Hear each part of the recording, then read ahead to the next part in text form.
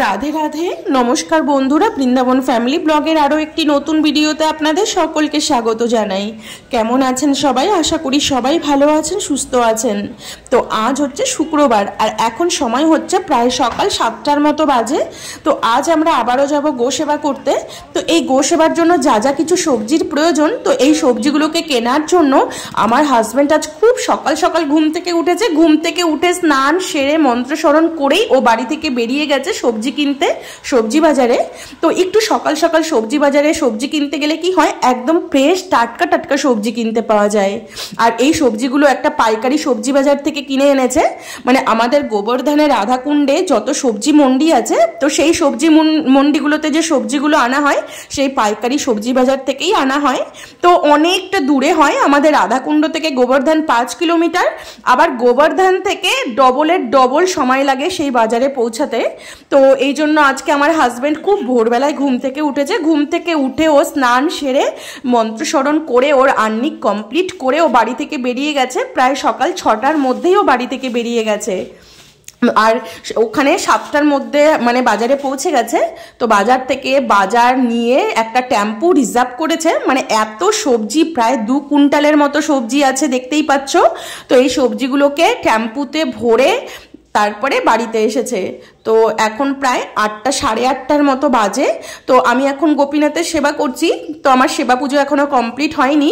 আর এদিকে সবজিগুলো এনেছে, দেখো পালং শাক এনেছে, আর তার সাথে বাঁধাকপি এনেছে, তার সাথে বেগুন এনেছে, টমাটার এনেছে, আর তার সাথে লাউ এনেছে। তো আমাদের ব্রজধামের লাউগুলো দেখো কত বড় বড় লম্বা লম্বা হয়।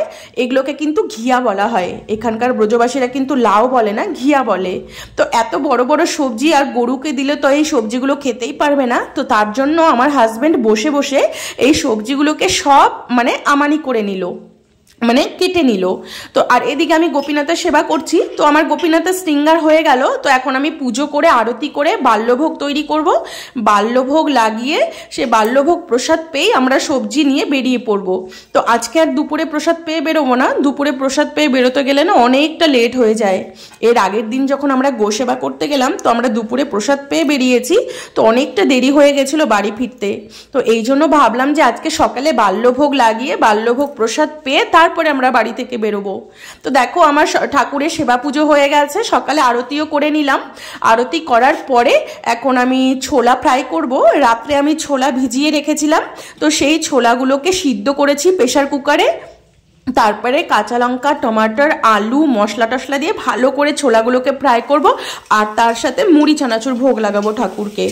এই ছোলা ফ্রাই আর মুড়ি খেয়েই আমরা বেরিয়ে পড়ব। নইলে দুপুরে প্রসাদ পাওয়ার অপেক্ষা যদি করতে থাকি তাহলে কিন্তু আমাদের গোসেবা করতে অনেক দেরি হয়ে যাবে আর বাড়ি ফিরতেও অনেকটা দেরি হয়ে যাবে। তো দেখতেই পাচ্ছ আমার গোপীনাথকে কত সুন্দরভাবে শৃঙ্গার করেছি আজকে। আর গোপীনাথকে এখন বাল্যভোগ লাগিয়ে দিয়েছি। আর বাল্যভোগ আমরা প্রসাদ পেয়েও নিয়েছি। প্রসাদ পেয়ে সবজিগুলোকে আমার হাজব্যান্ড আগেই আমানি করে রেখেছিল। আমানি করে ও পুরো কমপ্লিট করে রেখেছে। তো আর আজকে দেখো আমরা কি করব, আমার হাজব্যান্ডের ইচ্ছে ও নিজে ভ্যান চালিয়ে নিয়ে এই সবজিগুলোকে নিয়ে গিয়ে গিরিরাজের তটে গোসেবা করবে। আর এই ভ্যান গাড়িটা দেখতে পাচ্ছ, এটা হচ্ছে আমাদের পাশে যে আশ্রমটা আছে সেই আশ্রমের ভ্যান গাড়ি। তো আমার বাড়ি থেকে আমার বাবা মা অনেকবার ওকে না করলো যে ভ্যান নিয়ে যেতে পারবে না, কারণ আজকে প্রচণ্ড রৌদ্রু আছে, এত রৌদ্রের তাপ। তো আমার হাজব্যান্ডের ইচ্ছে ও নিজে ভ্যান গাড়ি চালিয়ে সবজিগুলোকে গোসেবা করবে। আর একটা কথা তোমাদেরকে বলি, ভগবান শ্রীকৃষ্ণ নিজেই গোসেবা করেছেন।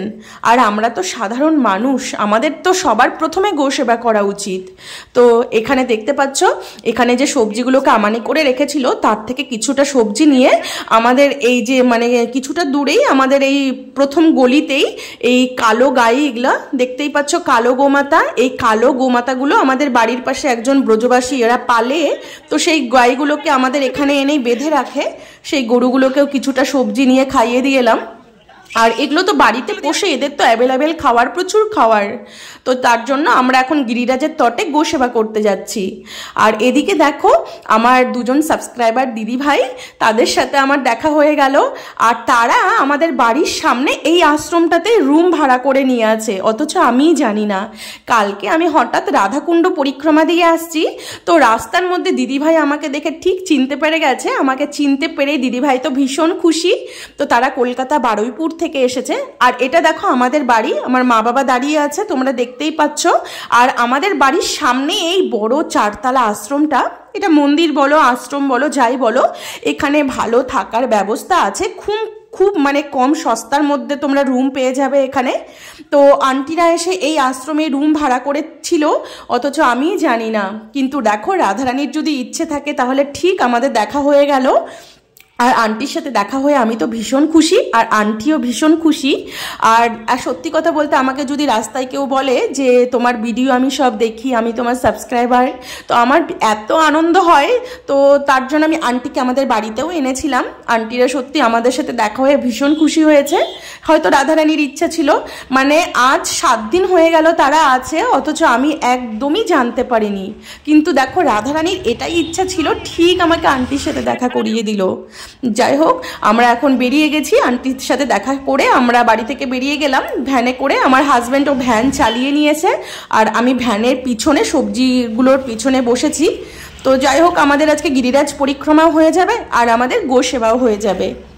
তো আমাদের রাধাকুণ্ডেও প্রচুর গোশালা আছে, কিন্তু গোশালাগুলোতে গরুগুলোর অ্যাভেলেবেল খাওয়ার আছে, মানে তাদের খাওয়ার কোনো অভাব নেই, কারণ গোশালাগুলোতে প্রচুর ডোনেট আসে। তো তার কারণে গরুদের কোনো খাওয়ার অভাব নেই। তো তার জন্য ভাবলাম গোশালার গরুগুলো তো খাওয়া পাচ্ছেই, কিন্তু গিরিরাজ গোবর্ধন পরিক্রমার তটে যেসব গরুগুলো থাকে তাদের কিন্তু খাওয়া সবসময় মেলে না। মানে দেখো গিরিরাজের তট আশ্রয় করে তারা আছে, খাওয়া তো সবসময় মিলছেই, একটু কম বেশি হয়। মানে যখন পরিক্রমা চলে পূর্ণিমার আগ দিয়ে, তখন কিন্তু যারা প্রচুর ভক্তবৃন্দরা পরিক্রমা লাগায়, তো সেই ভক্তবৃন্দরা কেউ কলা কিনে গরুদেরকে খাওয়াচ্ছে, কেউ ঘাস কিনে খাওয়াচ্ছে, কেউ গাজর কিনে খাওয়াচ্ছে। তো তার জন্য কি হয়, মানে কেউ না খেয়ে থাকে না। তো তাই আমরা ভাবলাম যে যখন গো সেবা করতেই হবে, তাহলে গিরিরাজের তটে যেসব গরুগুলো রয়েছে তাদেরই সেবা করব। তো এই করতে করতে আমরা গোবর্ধন পৌঁছে গেলাম।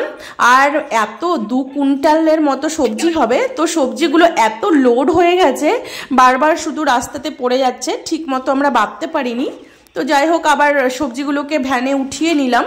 উঠানোর পরে আমরা কিন্তু গোবিন্দকুণ্ডে পৌঁছে গেছি। তো এ দেখো গিরিরাজ পরিক্রমার 2টো রাস্তা আছে, একটা বাইরে দিয়ে রাস্তা আছে, একটা ভিতর দিয়ে রাস্তা আছে। তো আমরা কি করব, ভিতরের রাস্তা দিয়েই যাব, বাইরের রাস্তা দিয়ে কিন্তু যাব না। যত গরু আছে কিন্তু এই গোবর্ধনের ভিতরের রাস্তাতেই এখানেই থাকে তারা। তো আর এই গরুগুলো কিন্তু একদম ছেড়ে দেওয়া গরু, কারো পালিত গরু নয়। তো আমাদের এখানে একটা নিয়ম আছে, ব্রজবাসীরা যখন গো পালন করে তখন ওই গরুগুলো যখন দুধ দেওয়া বন্ধ করে দেয়, কিংবা মানে গরুগুলো বুড়ো হয়ে যায়, তখন কিন্তু ব্রজবাসীরা সেই গরুগুলোকে বিক্রি করে না, তারা কিন্তু গরুগুলোকে ছেড়ে দেয়। তো সেই ছাড়া গরুগুলোই রাস্তায় রাস্তায় ঘুরে বেড়ায়, আর যে যা দেয় সেগুলোই খেয়ে থাকে। তো তার জন্য এই গিরিরাজের তটে যত গরু আছে এগুলো কিন্তু সব ছেড়ে দেওয়া গরু। তো আমি ভাবলাম যে সেই ছেড়ে দেওয়া গরুগুলোকেই আমরা সেবা করব। তো আর এদিকে আমরা গোবিন্দকুণ্ডে পৌঁছে গেছি। আর গোবিন্দকুণ্ডে পৌঁছেই শ্রী শ্রী চৈতন্য বাবা, যিনি প্রতিদিন 3টে করে গিরিরাজ পরিক্রমা লাগান, তো ভাবলাম যে সেই মহাত্মাকে একবার দর্শন করেই যেই, যখন সেই গোবিন্দকুণ্ডে এত কাছে চলে এসেছি। তো আমরা বলাও মানে যেমনি ভাবা তেমনি কাজও শুরু।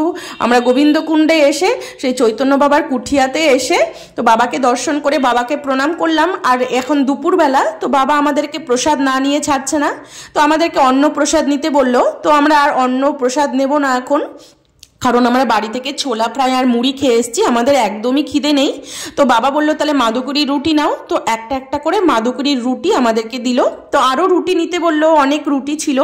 তো আমাদের খিদে ছিল না বলে আমরা একটা করে রুটি আর সবজি নিয়ে ওখানে প্রসাদ পেয়ে জল খেয়ে আবার রওনা দিলাম।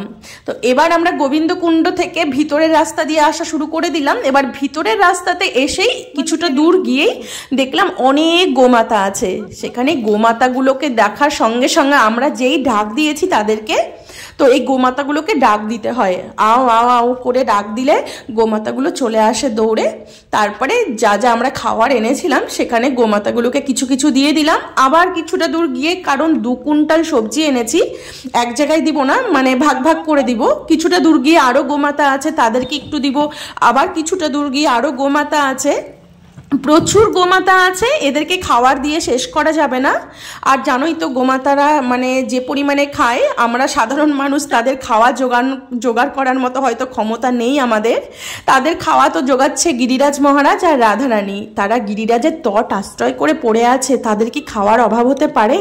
তোমরা দেখেই বুঝতে পারছো এই গোমাতাগুলোর কত সুন্দর সুন্দর চেহারা, মানে একদম টকটকে চেহারা। মানে আর যারা মানে বাড়িতে গো পালন করে তাদের বাড়ির গরুও এত সুন্দর নয়। এই ছেড়ে দেওয়া গরুগুলো যত সুন্দর, এই গরুগুলো কিন্তু একদম ছেড়ে দেওয়া। কারণ এখানকার ব্রজবাসীরা গো পালন করে, একদম নিয়ম মতো গো পালন করে। এরা কখনো গরু বিক্রি করে না।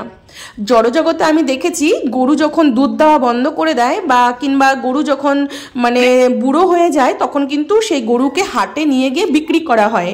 আর এটা হচ্ছে সংসারের সব থেকে অমঙ্গল জিনিস, যে সংসারে গরু পালন করার পর ওই গরুর দুধ খেয়ে সারাটা জীবন দুধ খাওয়ার পরে ওই গরুকে যদি হাটে নিয়ে গিয়ে বিক্রি করা হয়, তাহলে ওই সংসারের উন্নতি কোনো দিনই হবে না।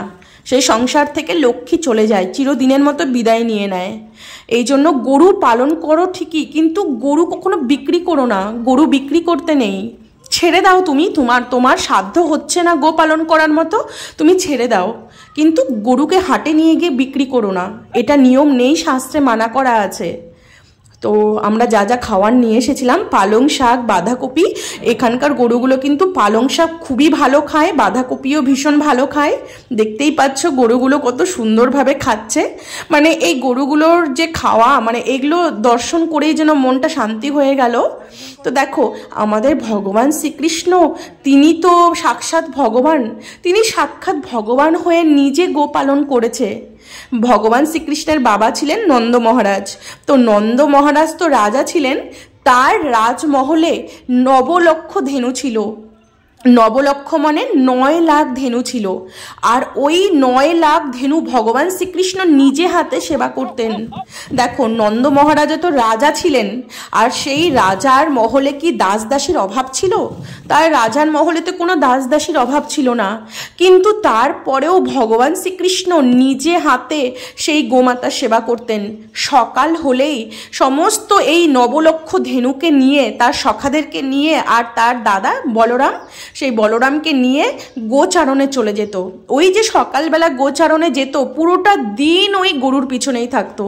তারপরে সন্ধেবেলা আবার গরুগুলোকে এক জায়গায় করে সেই 9 লক্ষ ধেনুকে আবার সেই নন্দমহলে নিয়ে আসতো। এইভাবে প্রত্যেকটা দিন এই গোপালন করেছেন ভগবান। তাহলে ভগবান যখন সাক্ষাৎ ভগবান হয়ে নিজেই গো সেবা করেছেন, আর আমরা তো সাধারণ মানুষ, আমরা কেন সেবা করব না? শাস্ত্রে কি বলা আছে জানো? যারা কিছু করতে নাও পারে, তারা যদি শুধু এই গো সেবা করে, তারাও তাহলে সংসার থেকে উদ্ধার হয়ে যাবে। শাস্ত্রে এটাই বলা আছে, তারাও এই ভব সংসারের ওপারে চলে যাবে, ভগবানের শ্রীচরণ প্রাপ্ত হবেন। তো যারা কিছু করতে নাও পারবেন, তারা নিজের শরীরের সামর্থ্য হলে কিছুটা হলেও গো সেবা করবেন। কারণ আমরা সাধারণ মানুষ, সাধারণ চোখে হয়তো তাদের পশু দেখছি, কিন্তু তারা কিন্তু সাধারণ পশু নয়। তারা কি? তারা হচ্ছেন সাক্ষাৎ সুরভি মাতা। গোমাতা মানে সুরভি মাতা। আর এই সুরভি মাতার যে সেবা করবে, এই গোমাতার যে সেবা করবে, ভগবান শ্রীকৃষ্ণ তার প্রতি সব থেকে বেশি প্রসন্ন হবেন। এটাই আমরা শাস্ত্রে দেখি। এই জন্য তোমার যতটা সম্ভব চেষ্টা হবে তুমি শরীর দ্বারা করো। যার অর্থ আছে সে অর্থ দিয়ে সেবা করছে, যার অর্থ নেই সে শরীর দিয়ে সেবা করছে। তোমার তন মন ধন 3টে দিয়েই তুমি গো সেবা করো, যেভাবেই হোক। তোমার সামর্থ্য নেই, তুমি তাহলে শরীর দ্বারা কিছু মানে ঘাস কেটে তুমি গরুকে খেতে দাও, গরুকে পায়ে ছুঁয়ে প্রণাম করো, গরুকে আরতি করো। ঘরে যে রান্না হবে, সেই রান্নাটা যে রুটি তৈরি হবে, তো সেই রুটির প্রথম অংশটা গোমাতার জন্য রাখো। এটাই কিন্তু শাস্ত্রে বলা আছে। বাড়িতে রান্না হবে, সেই রান্নার প্রথম অংশটা আগে গোমাতার জন্য রাখতে হবে। আর তোমার সেই গোমাতা যখন আসবে উঠিয়ে রাখতে হবে, সেই গোমাতা এলে সেই গোমাতাকে দিতে হবে। এই নিয়মটা আমি এখানে খুব সুন্দর দেখি। এখানকার ব্রজবাসীদের কত নিষ্ঠা। এখানকার ব্রজবাসীরা তো ভাত খায় না, এরা তো রুটি খায়। তো সকালে যখন রুটি তৈরি করে, তো প্রথম রুটিটা যে তৈরি হবে সেটা গোমাতার জন্য উঠিয়ে রাখে। আর দ্বিতীয় রুটিটা এটা সাধু বৈষ্ণবের জন্য। সাধু বৈষ্ণবরা মানে ব্রজবাসীদের বাড়িতে মাদুকুরি যায়, তো সেই মাদুকুরিতে সেই রুটিটা বাবাদের আমাদেরকে দেওয়া হয়। তো দেখো, ব্রজবাসীদের মতো প্রেম আর ব্রজবাসীদের মতো নিষ্ঠা মনে হয় না আমাদের বাঙালিদের কোনোদিন হবে। তো এই জন্য বলছি যে ব্রজবাসীদের যে নিষ্ঠাটা এইভাবে তোমরাও করার চেষ্টা করবে, কারণ শাস্ত্রে বলা আছে মানে বাড়িতে প্রথম খাবার তৈরি হলে এই খাবারের প্রথম অংশটা গোমাতার জন্য রেখো। গো সেবা কিন্তু অনেকভাবে করা যায়। তো দেখতেই পাচ্ছ এখানে প্রচুর গরু আছে, তো এই গরুগুলো কিন্তু ছেড়ে দেওয়া। তো এই গরুগুলোকে সেবা করতে আমার ভীষণ ভালো লাগে। গোশালায় তো প্রচুর ডোনেট আসে, সেখানে তো গরুদের খাওয়ার অভাব নেই না। আর এখানে গোবর্ধনের তটে গরুগুলো কি হয়, ভক্তরা যখন গিরিরাজ পরিক্রমা দেয় তো এখানে পূর্ণিমার আগ দিয়ে একাদশী থেকে পূর্ণিমা পর্যন্ত প্রচুর পরিক্রমা চলে। তো এই সময় এই গোমাতাগুলোকে প্রচুর সেবা করে ভক্তরা। তো কোনো ভক্তের মনে হয়তো জাগে যে আমি কিছু গোসেবা করব, তো এই গিরিরাজের তটে কলার দোকান আছে, ঘাস কিনে ঘাস কেটে বিক্রি করছে, ঘাসের দোকান আছে, কেউ গাজর বিক্রি করছে, কেউ শশা বিক্রি করছে। তো যার যেরকম সামর্থ্য সে সামর্থ্য অনুযায়ী কিছু ফল কিনে, সবজি কিনে, ঘাস কিনে গোমাতাদের সেবা করছে। তো দেখো এই গোমাতাগুলো গিরিরাজ মহারাজের তট আশ্রয় করে পড়ে আছে।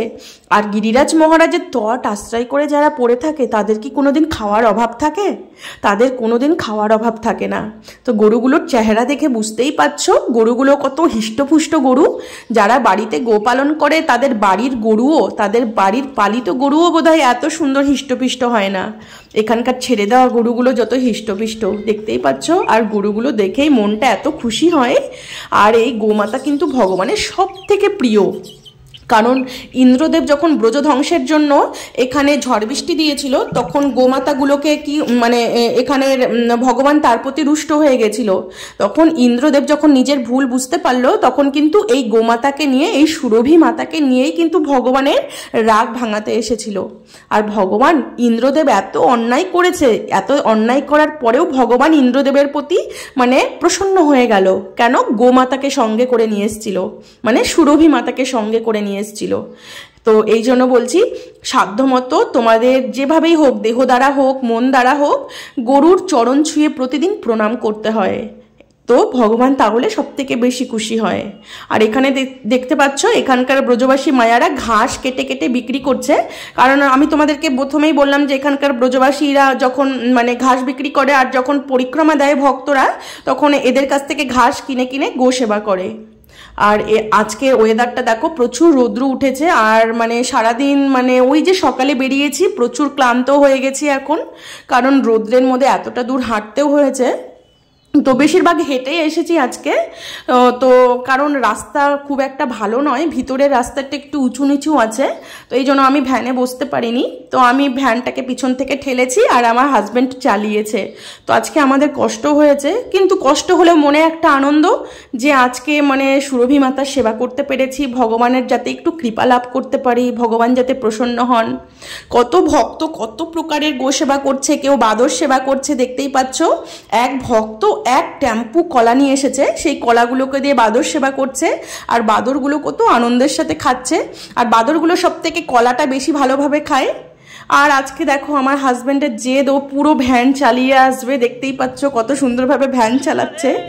এমন কোনো কিছু নয় যে ও পারে না, সব কিছুই ও করতে পারে। আর আজকে আমরা ভীষণ খুশি, ভীষণ আনন্দিত। তো এখন আমাদের গোসেবা পুরো কমপ্লিট হয়ে গেছে। তো এখন গোসেবা কমপ্লিট করে আমরা এখন বাড়ি ফিরছি। তো বাড়ি ফিরতে একটু টাইমও লাগবে, কারণ আমরা পুরো গিরিরাজ পরিক্রমা লাগিয়ে তবেই যাব। তো এখন যেহেতু ভ্যানে আর কোনো সবজি নেই, সব সবজি আমরা খাইয়ে দিয়ে এলাম গোমাতাদের। এখন ভ্যান পুরো খালি হয়ে আছে, তার জন্য আমি এখন উপরে উঠে বসলাম আর এখন বাড়ি ফিরে যাচ্ছি। তো আজকের মতো ভিডিওটা আমি এখানেই শেষ করছি, আবার দেখা হবে পরের ভিডিওতে। তো ভিডিওটি যদি ভালো লেগে থাকে তাহলে প্লিজ আমার চ্যানেলটি সাবস্ক্রাইব করে আমার পাশে থেকো, আর একটা লাইক কমেন্ট শেয়ার অবশ্যই করো। তো সবাই ভালো থেকো, সুস্থ থেকো। রাধে রাধে।